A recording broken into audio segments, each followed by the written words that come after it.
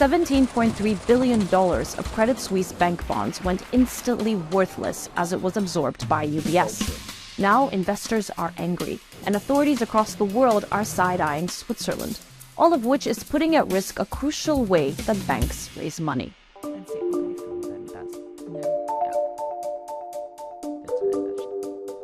The bonds that got wiped out were AT1 notes, considered a risky form of debt that comes with a high yield. Giulia, can you tell us what happened in the case of Credit Suisse?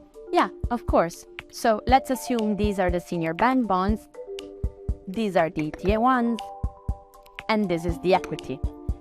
Now, regularly, in a banking crisis, the equity would have to be fully wiped out before AT1 holders were to take any losses. But this is not what happened in the case of Credit Suisse. Here, we had the equity holders, although they lost most of their investment, still got some of their money back, whilst the AT1 bonds were fully wiped out. Okay, I see. So then why is everyone throwing shade at Switzerland?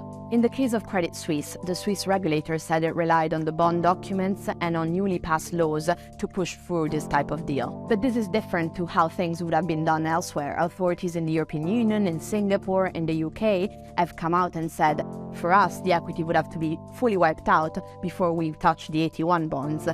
So that sounded like a stark contrast to what the Swiss regulator chose to do. So then why are investors so worried?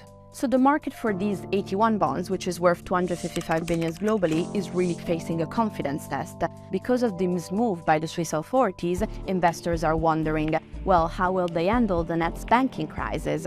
Who will carry the burden of the losses? And will authorities be able to change the law at the last minute to save a bank if that bank is big enough that its collapse would cause systemic risks? Moreover, investors think that regulators, who have had a lot of power since the global financial crisis, have bent the rules in the pursuit of financial stability, and that's undermining confidence in Switzerland. As a consequence, the AT1 bondholders are now gearing up for litigation against the Swiss authorities.